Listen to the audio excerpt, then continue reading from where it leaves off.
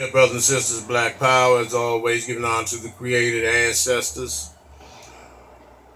My sister, Chief of Staff, Brother Harris Abdul, my father, my in-laws, and all of my subscribers, and all of our ancestors and people, that we may continue to fight for our liberation and salvation of the black nation. This is about Brother Otis Redding. I think a lot of you all may be interested in who Otis Redding really was. Well, actually, he was part of the trilogy, that the white so-called Jew music industry wanted to get rid of because of his independence, because of his no-nonsense, stand-up demeanor, that he wasn't about to let no one extort him or use him. And he was nobody's porch nigga because he grew up pretty hard, and he saw what his parents went through. As you can tell, Otis Redding is from, the country, Georgia. And strong brother, very strong brother. And you don't hear a lot about him because sometimes our greatest people that ever existed in black history,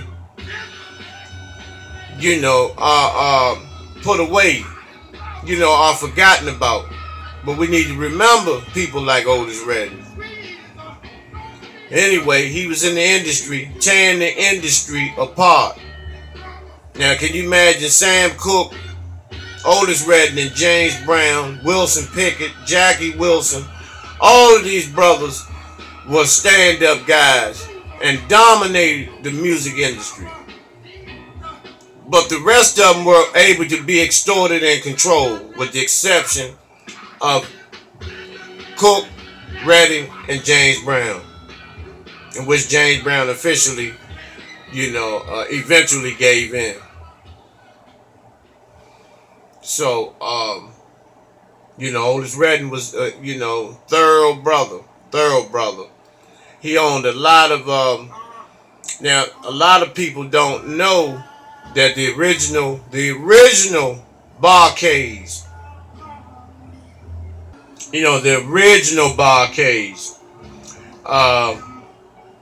they were Otis Redding's band. And, as we know, the plane crashed where all but one perished. Anyway, they were a tight band, and if you listen to some of the Barcades' old music, you will see they were very, very, very, very talented.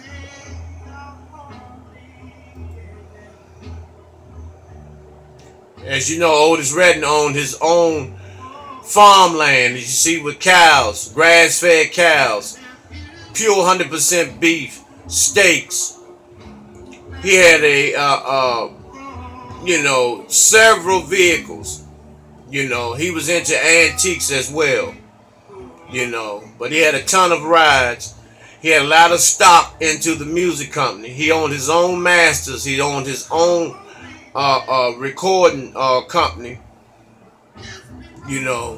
And that was unheard of back then in the 60s, because Sam Cooke was the leader. Sam Cooke laid the foundation down and taught the game to other black people that were in the industry at that time. A lot of them were scared to make an attempt to become independent, such as the Temptations, Wilson Pickett. It's a whole line of them. They were, Joe Tex and others. They were very outspoken among each other. But when it came to dealing with that cracker, it was a whole different situation. But Otis, who was 6'4", 250 pounds, he could have been a heavyweight boxer if he had chose that line of work. I mean, that profession. And he was made out pretty good because they say he was a very gifted fighter and boxer with it, you know. So that lets you know that, you know, not too many people ran over Otis. You know. Otis had his own jet, his own plane. You know, like I said, you know, he was in charge of his own money. You know, he paid his taxes. He did, you know, what they asked of him, but he refused to get extorted. He refused to allow, you know, Mickey Cohen and these other, you know, white so-called gangsters to extort him, you know, because Otis believed that he's the one out here touring, he's the one performing, he's the one making the records, so he should reap the benefits of that. He shouldn't have to pay somebody that has nothing to do with his music. And that's how he carried it.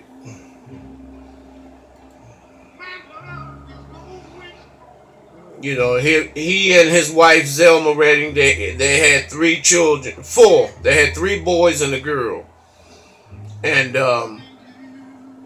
you know, but as you know, Otis, you know, he got around too. You know, that was, you know, the business during that time.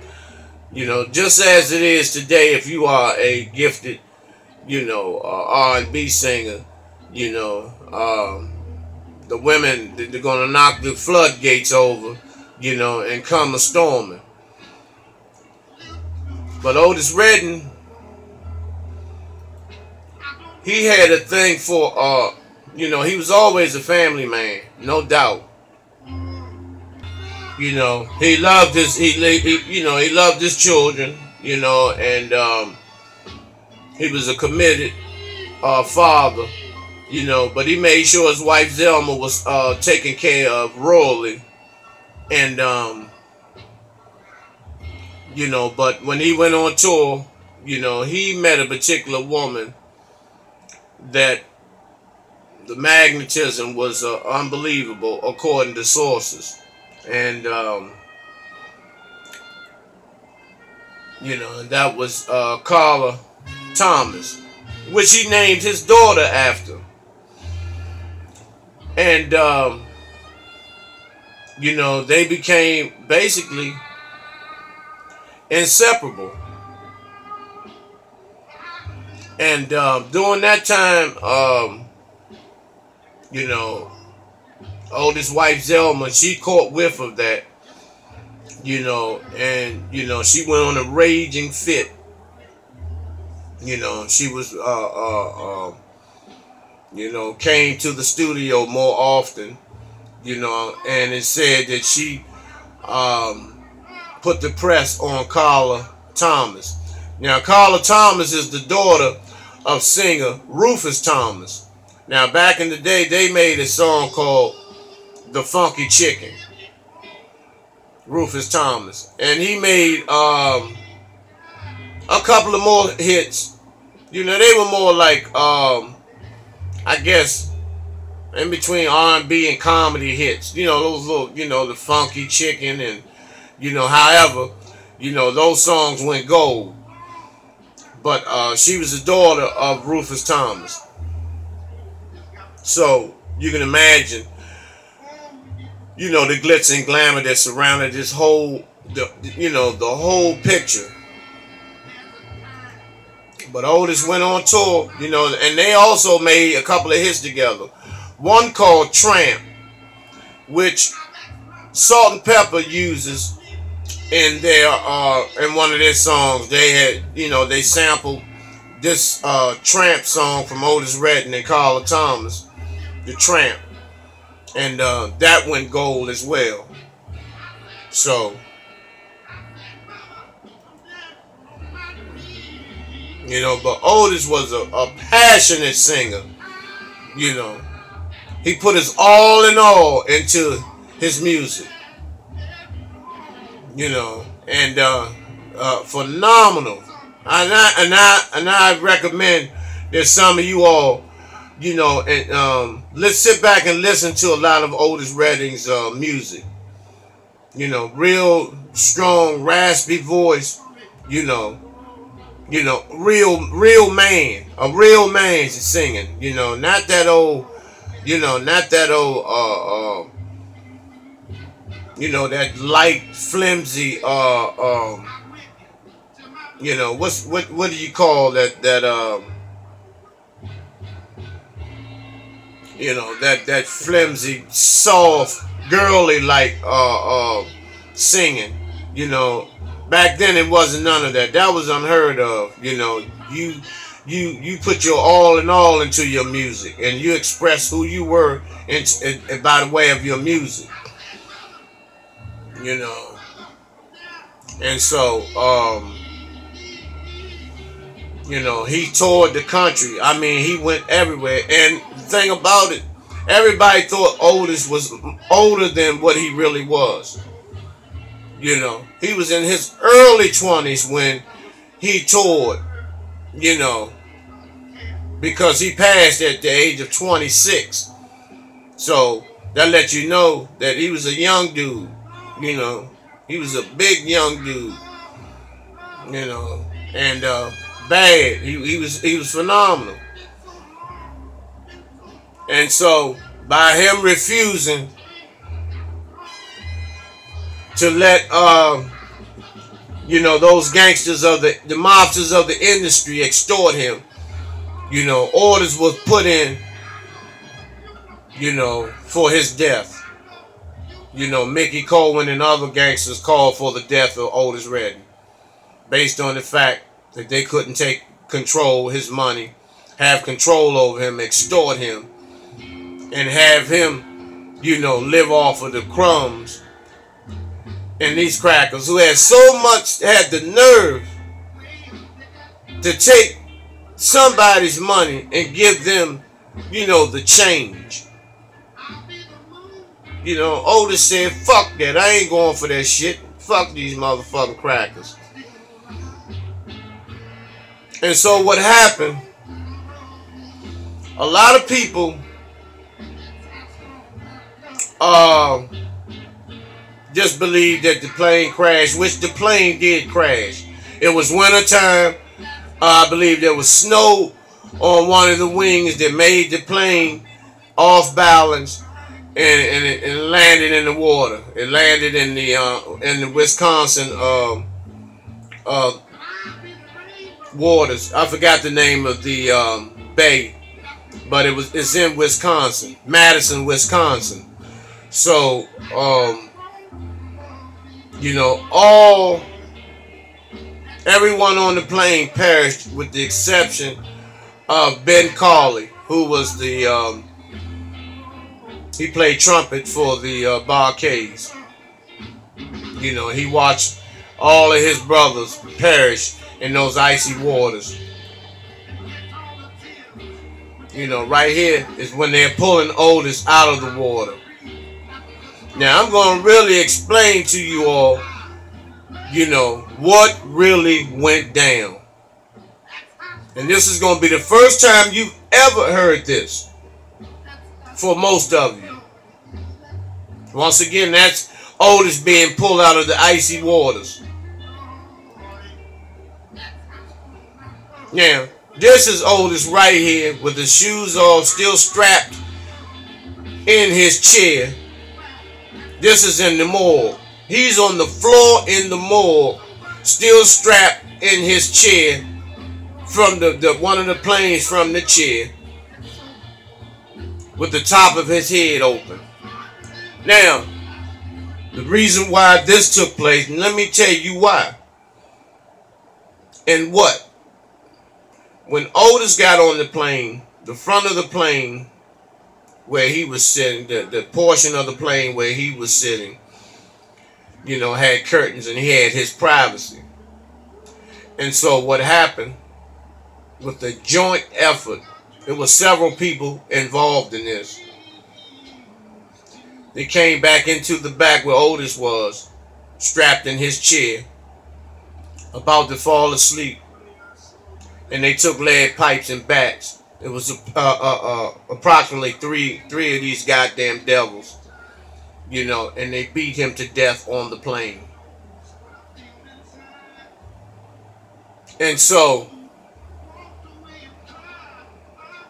the gentleman that beat him on the plane did not know that they were going to perish as well, because they didn't know that the plane was going to fall. So they didn't live to tell or collect on their money for killing Otis, because the plane went down. You know, but you know, the top of Otis' head was open, and through sources who were on the, before the plane took off, knew that the gentlemen were going to do that to Otis. And then the autopsy report shows the same thing. He had a closed casket as well.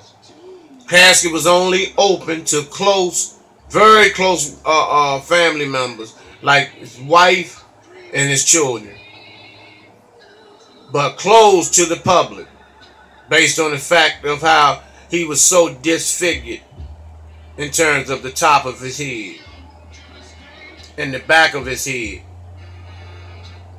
Now, when he's pulled out of the water, you can't actually see all the damage that was done to him as far as the top and the back of his head, because he's been in those icy waters. And you know, ice can preserve a body. And so, and it was very, very sad when Otis was beaten to death like that. And so they still say to this day that, you know, even on BET, TV1, when they do these specials stating that, you know, the plane went down and Otis just perished in the plane. But a lot of them know about the extorting that took place during the 60s with these black entertainers.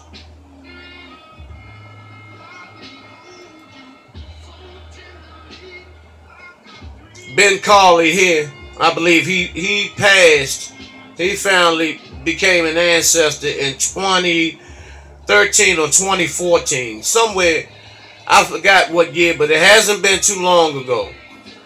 You know, and from, you know, as a young youth, watching his brothers, his band members, watching them perish in those waters, you know, took a toll on him. You know, he was extremely mentally damaged. You know, he had several strokes. His addiction to alcohol, he drank a great deal as a way of dealing with the traumatization in which he endured. Now, I'm telling you, to be honest with you, you know, I know that probably would fuck me up too, to watch, you know, your brothers drown and there's nothing you can do. You know, ice cold waters. You know, so I take my hat off to the brother. You know, he's a goddamn hero in my book.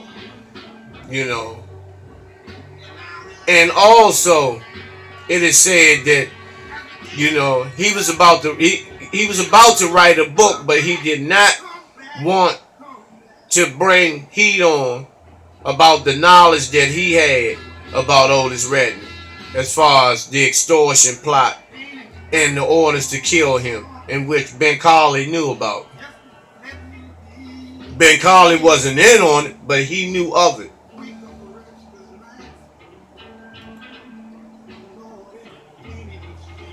You know, and years later, you know, the Reddings, Otis' sons, they went on and, you know, tried to follow in their father's footsteps. You know, they were one-hit wonders, you know, and I think they are in producing or you know, into mixing and things of that nature. But very good brothers.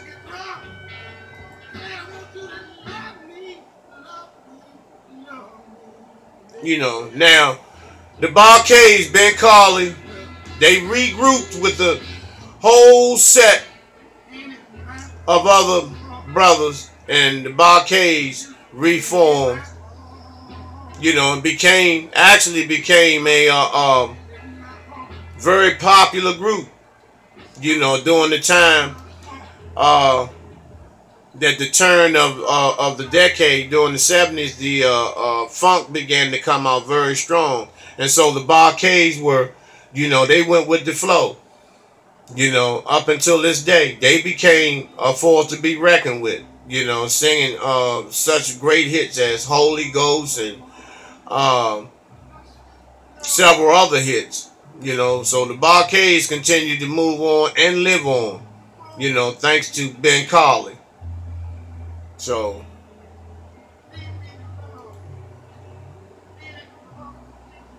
and the Redding family, you know, they, you know, continue to stay together and, you know, maintain as a unit.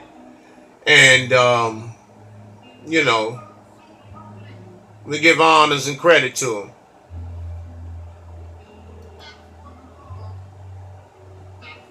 For the great Otis Redding. Man, this brother was bad motherfucker. Bad. Bad. You know. And so we have to take our hats off to our great heroes and sheroes. You know, I hope you got something out of the story of Otis Redding. And I know every time that I even talk about Otis Redding, I you know, it's like the first time all over again.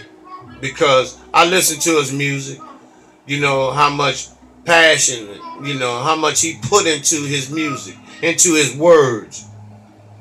You know, he definitely put on hell of a shows, just like James Brown and Sam Cooke and Jackie Wilson and others.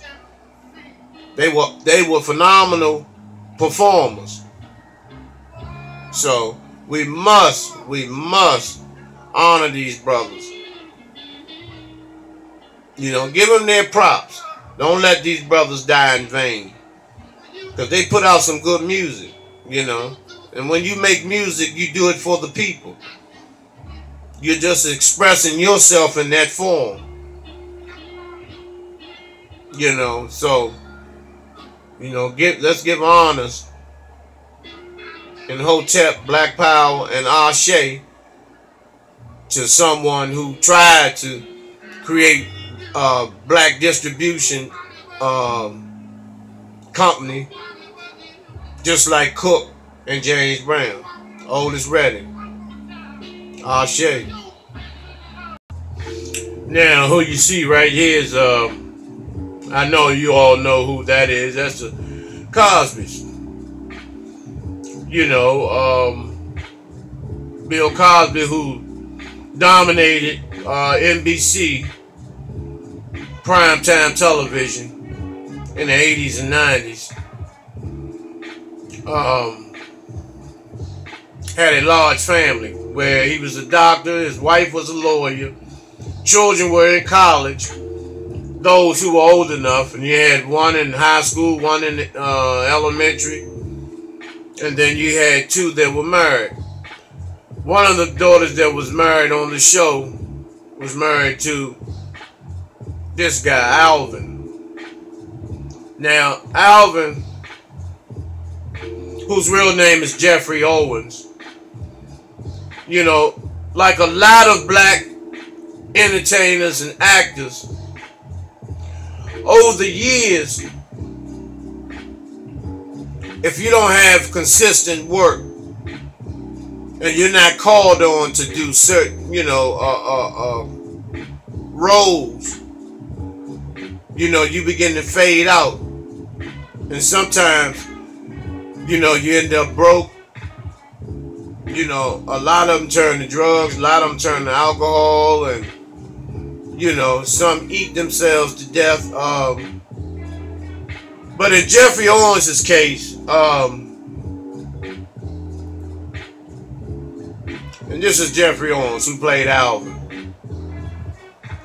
And he was really on the show. He portrayed a real bougie guy, you know, on the Cosby Show. You know, however, after the Cosby Show, things got hard for this brother. You know, and he ended up having to take, you know, a job at Trader Joe's. You know, which to me sounds like something that a real man does. You know, a real man that refuses to, you know, let life situations consume him and beat him the fuck down. You know, he looks a little bit, you know, out of shape or whatever. But I've seen people like that tear motherfuckers' ass up too. But, you know, compared to the Cosby Show, you know, and then Joyce Watkins, Dr. Joyce Watkins, you know, kind of, you know, clowned the guy. You know, made fun of the guy and all this. A lot of you done that. You know, and I say to you motherfuckers, fuck y'all. Because you never know if you'll end up like this. And I'm telling you, that's not bad to work at Trader Joe's. For the average black man or woman. For the average black man or woman, Trader Joe's may be a good job. Probably have benefits and the like. You know, however, now all of a sudden, you motherfuckers who work at fucking Taco Bell and, you know, and jobs of that nature, you know, Popeyes and, you know, other jobs, Walmart, now you're in a position where you clowning this guy. How can you clown him?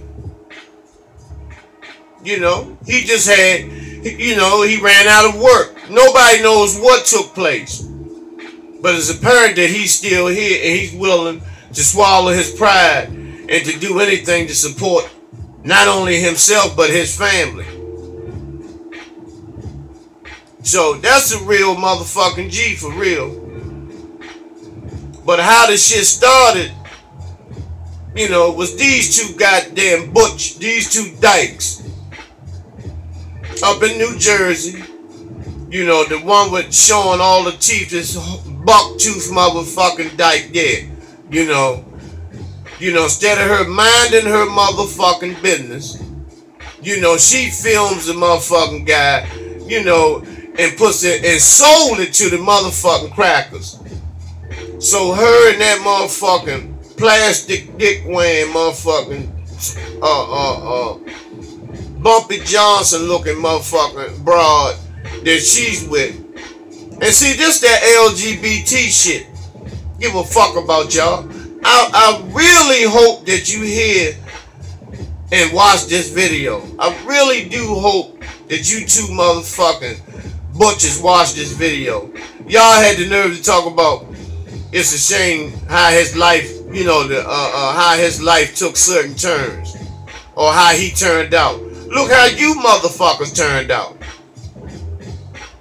You know, you turned out to, you know, sucking another woman's motherfucking butt. Both of you motherfucking carpet munchers. You know, y'all got low self-esteem. You hate men. You know, because you hate yourselves. And so y'all both of you insane motherfuckers, because you both have mental illnesses.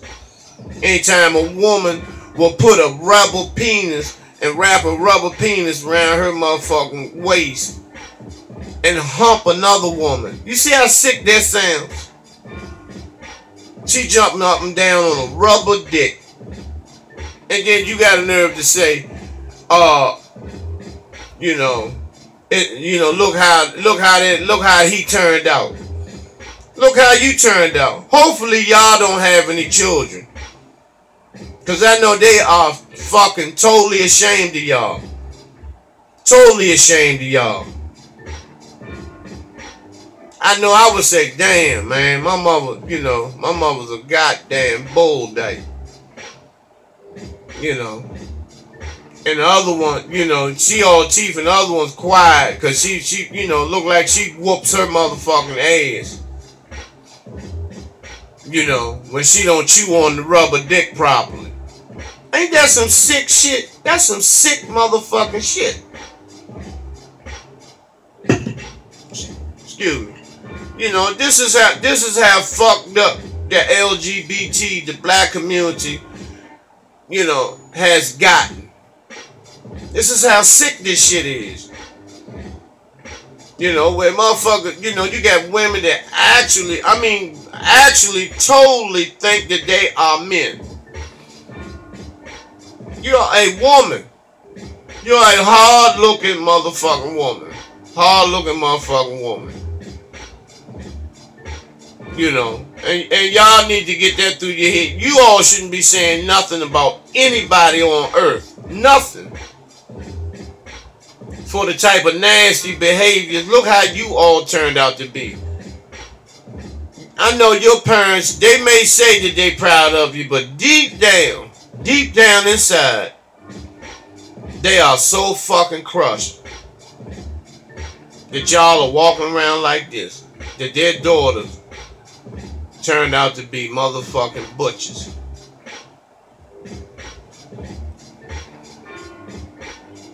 So, you know, y'all should have left that man alone. If he wanted it to be known, he would have done it. Give him that option. You know, at least talk to the man. Talk to the brother first. You all didn't say nothing. You filmed him, took pictures, and then you sold the shit to these goddamn devils so they can ridicule this motherfucking dude. Cause y'all don't give a, you know, you motherfucking butchers don't give a fuck about nobody.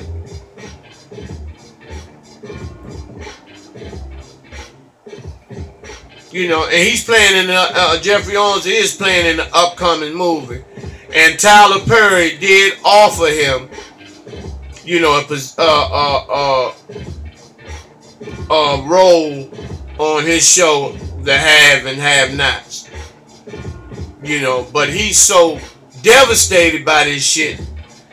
You know, he's second, you know, he's giving his second thought now whether to even go and take the role of Have and Have Nots. But this is my suggestion to you, and my message and suggestion. You know, if that's your craft, go ahead and do it. Don't worry about what the fuck people may think, because the ones who may be thinking and talking about you, they're not going to be living as good as you are, because they're not fulfilling their dreams. Your craft is your dream. Manifest. So, if that's where you at, you know, if acting if acting is your craft, go ahead, brother. Go all the way in. Go all the way in. Go ahead. Fuck what a motherfucker say.